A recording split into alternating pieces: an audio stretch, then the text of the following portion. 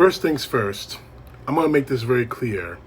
I'm not making fun of anyone with developmental or mental problems or disabilities. Being diagnosed with ADHD when I was a kid, I had to take pills and everything else, and I got made fun of almost endlessly when I was a kid. So I don't call people retards or stupid or dumb or anything else like that. So, that being said, the movie I'm about to review is the absolute worst movie that I have ever seen starring John Travolta. And that's saying a lot, considering what John Travolta has done in his entire career. I mean, this guy made Pulp Fiction. Quentin Tarantino, he made Quentin Tarantino a household name in Hollywood. I mean, this guy was in two of my favorite military movies, The General's Daughter and Basic. This guy gave us Grease. He gave us Sunday Night Fever. He re-gave us Gotti. Unfortunately, he also gave us Battlefield Earth and this film, The Fanatic. And honestly, at first I felt very sorry for the character he plays, Moose. Yeah, that's his name. We don't get his real name. We just get, I'm guessing Moose is his nickname. We just don't know about who Moose is. But looking at the characteristics of what this guy is, Moose is, oh man. Moose obviously has some developmental and emotional problems. He's socially awkward, and we see this in the movie. But what really bothers me about this is that as much as we try to sympathize with him and how he's bullied, how he's treated by other people in this movie, that sympathy sometimes disappears with what he does. More on that in a few moments. But apparently Moose, John Travolta's character, is completely, totally obsessed with a movie actor named Hunter Dunbar, who's played by Devin Swana. Now, you may recognize that name. He was in the first Final Destination film.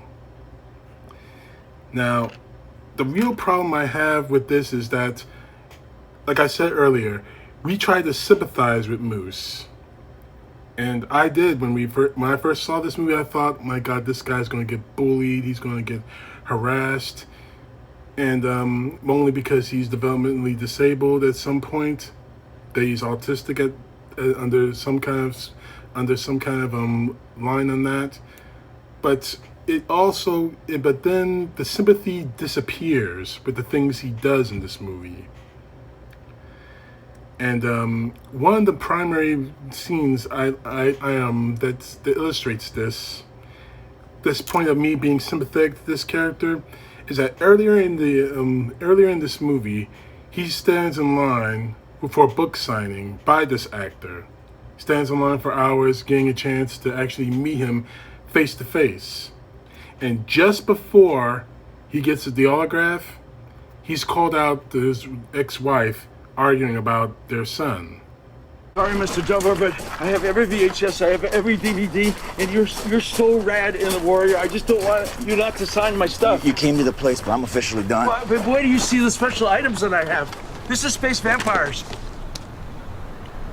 How would I sign your face with my fucking fists? That's a collector's item you're not gonna want to take home. Trust me. Yes, sir. Now, I can understand Hunter Dunbar's reaction when Moose actually walks up to him. But then again, when you're trying to sympathize with Moose, you say, okay, Hunter Dunbar is a douchebag. He's a douchebag, so I'm on Moose's side. But then it gets a little weirder. A friend of his that obviously is his roommate, who's a paparazzi in Hollywood, gives him this app about Stars Homes. Now, you might remember if you watched old Hollywood movies, or if you've been in Los Angeles, you see vendors selling maps to the movie stars' homes. This time they have an app for it, and I hope to God that app doesn't really exist. But anyway, he gets this app and starts going to Hunter Dunbar's house. He even writes a letter for Hunter Dunbar. And in another scene, Hunter and his son come up on him right outside the gate to his home. Now, I can understand Hunter's reaction on that particular scene. He's still a douchebag. And I'm beginning to believe that he had some sort of affair that broke up their marriage or something like that. He's still a good father, things of that nature. But he's still a douchebag. But you can almost understand Hunter's reaction to it. And obviously, the roommate is very upset with Moose. And Moose has this incredible meltdown, screaming, meaning that you're not my BF, whispering to himself as he walks away, you're not my BFF anymore, things like that, best friends forever, things like that. Now, I forgot to mention this, but Moose is bullied on Sunset Boulevard relentlessly by a few other guys working there. And this is the comedy part I have to laugh at, because at one point you're happy that Moose stood up for himself, and another point, how he does it and what he says is quintessential John Travolta. I wish Freddy Krueger would come and chop off your head, and it would roll in the street, and a truck would squish it, and the blood would splatter everywhere, and everyone would watch it. You're thinking to yourself when you saw that scene, holy balls, this guy is going to be a psycho. But it didn't happen. It didn't happen that way. He didn't snap at that point. He was just defending himself, standing up for himself. Although I probably would have said something different, because, oh man, holy moly. And the delivery of that line is just, like I said earlier, is quintessential John Travolta. So you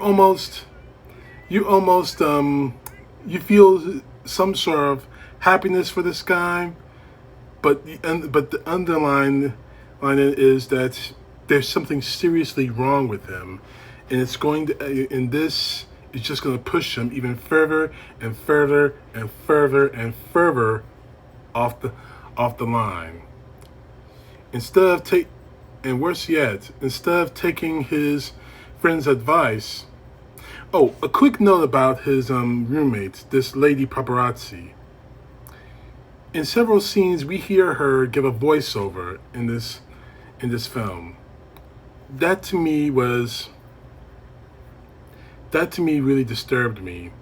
Not because it happened, but because it isn't. The story is told from Moose's perspective, not hers.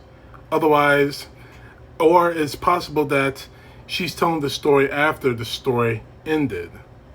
But anyway, aside from that, apparently Moose goes back to the house after Hunter Dunbar and his son leave.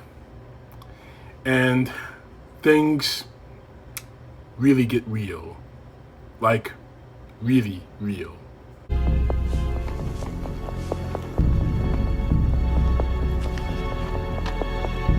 No, don't read it! Ah! Don't read it! Don't read it! Don't read it! Ow! Help! Help! Help! Just not fair! I'm just stop hitting me!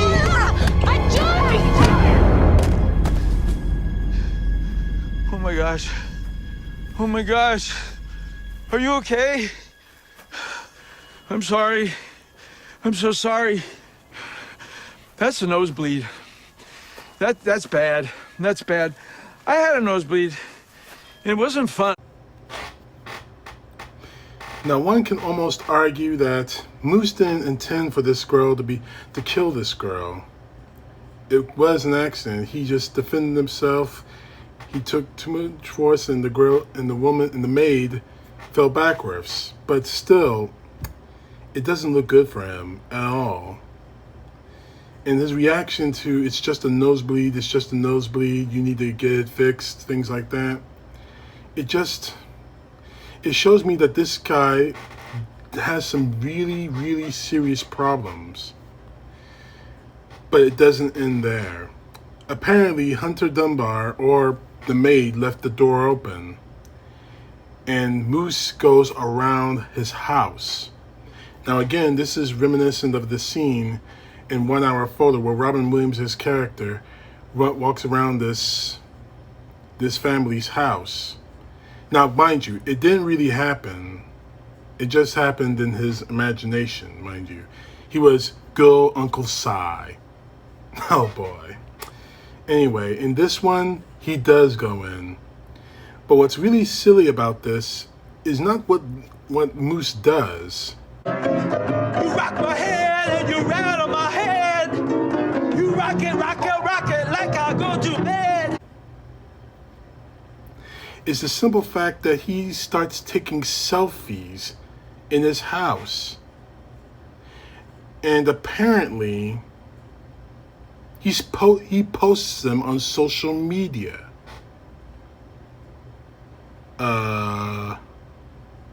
You posted the fact that you're in another man's house on social media. You thought you weren't going to get caught? That someone wasn't going to talk about it? Oh boy. Now apparently during this whole situation in the house, Moose gets actually trapped when Hunter and his son come back. And apparently Hunter Dunbar is a bit of a drug user.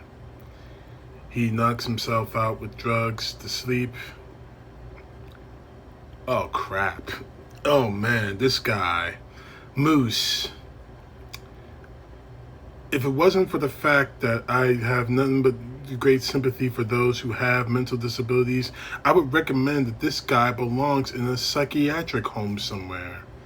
Because what he does in this house, before and even after Hunter Dunbar and his son come back, oh boy.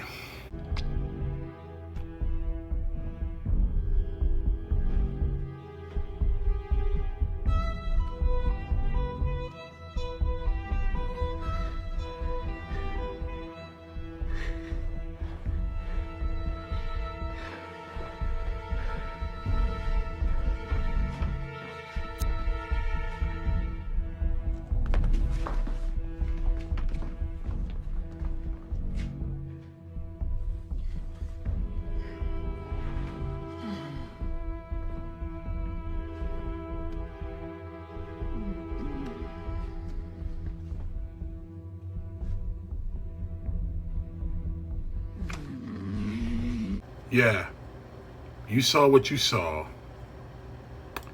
You saw him screwing around a guy who was knocked out by drugs, who's obviously sleeping, and you obviously did see him take a selfie kissing him on the head while he was sleeping and taking a selfie. Oh, brother, what the hell is wrong with this guy? Now, before I go any further with this movie, now earlier I mentioned that this movie was directed by Fred Durst, the head man, the lead vocalist of Limp Bizkit. So, self-promotion, anybody? You okay with some music? You like a little Limp Bizkit? Sure. You like a little biscuit? Yeah. Yeah? Nice and loud? I used to listen to this back in the day. This is hot. Oh my God, that is nice. That is nice. Now, don't get me wrong. I like Limp Bizkit too, but come on, dude. Don't make it so freaking obvious that you're the one making the movie. Come on, dude. I like Ice Cube. He's made some amazing movies, and he doesn't pawn off his music on a lot of the movies he's done. Well, he does on a couple of, especially the Friday movies, but still, come on, man. You when you do that, you don't be too damned obvious. This guy was incredibly obvious by mentioning your damn name driving down the street. Tell you something, Mr. Dunbar, Mr. Dummy Bar. You have not, I repeat, you have not made the best choice. It was so stupid. And who stuck by you the whole time? Me. I did. This is a nightmare. This is a freaking nightmare. No, it is not okay. It is not okay. Now, after another encounter with Hunter Dunbar, Moose just snaps. He completely and totally snaps. He's no longer a fan of Hunter Dunbar. He hates his movies. There's one scene in it where he's screaming at the screen, at this large projection screen, screaming that that you're not my fan anymore. I hate you. I hate you. Even burning all the memorabilia that he's collected over the years about Hunter Dunbar. I mean, he's completely cut this man out of his life. But it only gets worse.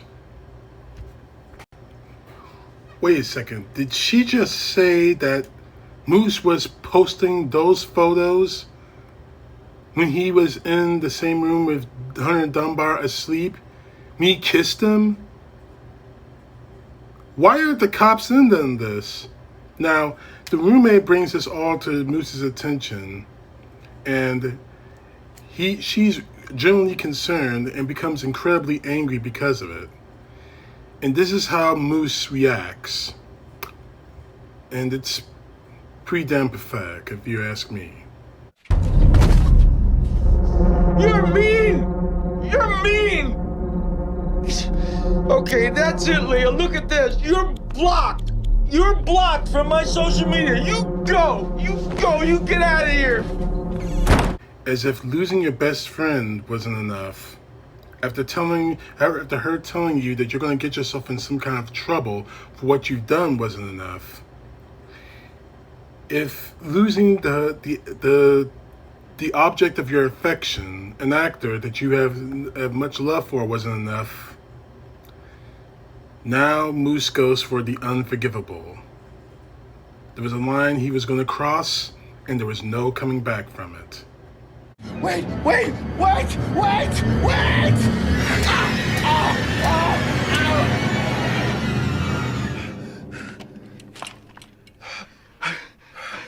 I fooled Hunter Dunbar.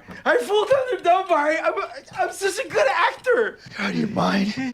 Apparently, Moose went back into Hunter Dunbar's house one more time. And now he's going for the unforgivable.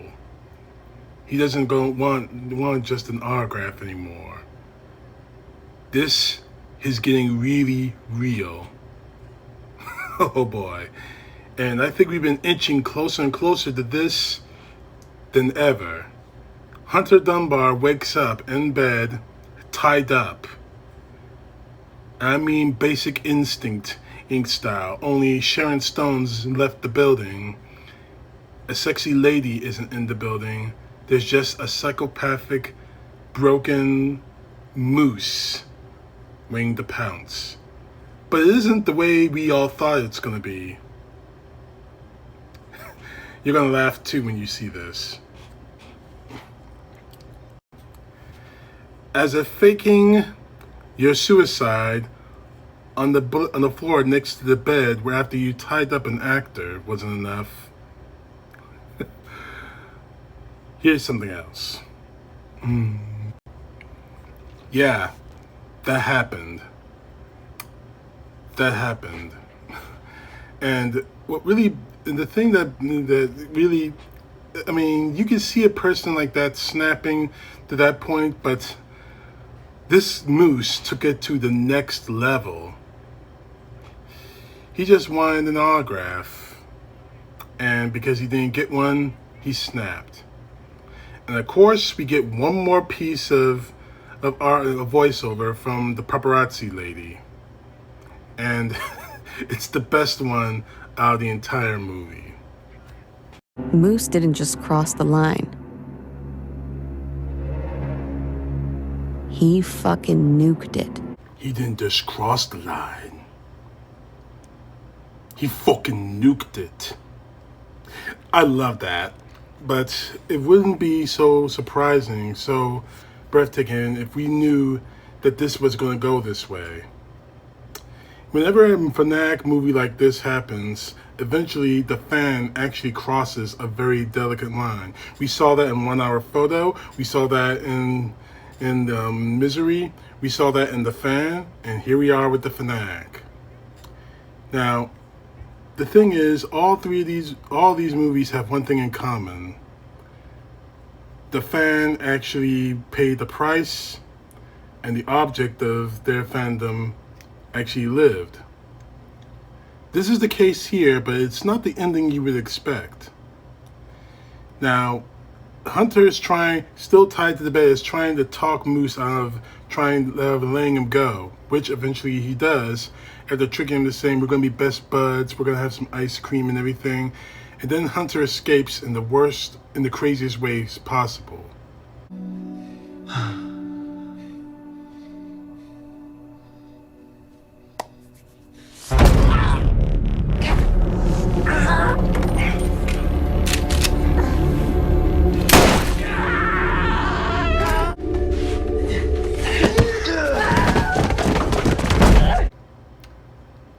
Yeah. The shotgun and blowing his fingers off and all that. And quite frankly, oh boy, this movie just went crazy. And he actually stabs him in the eye.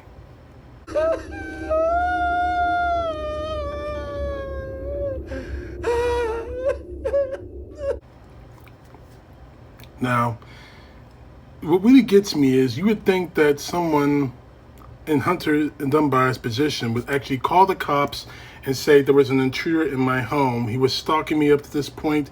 He tied me up and whatever. He doesn't do that. He badges him up a little bit and sends him going. And what really bothers me about this, the ending of this movie, is nothing is really resolved. Someone went to the police, and apparently they found the maid that Moose killed. She's been laying there the entire time, and Hunter Dunbar is arrested for her murder.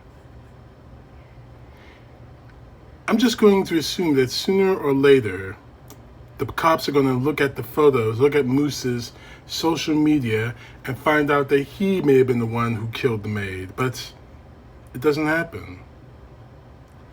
I got the feeling that Fred Durst was trying to say something in this movie. Maybe he went through something like this before in his career, or maybe some other celebrity has gone through his career, but for the life of me, I don't know what kind of message he's trying to send. Now, as much as I want to say this is a good movie, it wasn't. I tried to sympathize with Moose, and it didn't work. It did in only a small ways, but it didn't really work. That sympathy lasted only a few moments. It tried to make me think that Hunter Dunbar is a douchebag, which, of course, he is. But in all seriousness, this movie was just wrongly conceived and sending the wrong message. Moose was a stalker, and he really needed some sort of psychiatric help. Now, I'm not saying that he's beyond help. I'm saying that he needed to get help. Now, again, John Travolta has made some amazing films over his career. This is not one of them. Now, if you want to see a movie with some good moments here or there, this will be one for you. If you're expecting to see a dramatic movie about a stalker, this is not one of them. If you want to watch one of those movies, there's The Fan, there's Misery, and there's 1 Hour Photo. 3 of those movies can fill the gap with this one didn't. Sorry, John. You're gonna have to make another movie to bounce back from this one. Maybe you need to call Quentin Tarantino, the guy who actually pushed your career even further into the stratosphere with Pulp Fiction. Maybe he can help you. Because this one was just terrible. Sorry.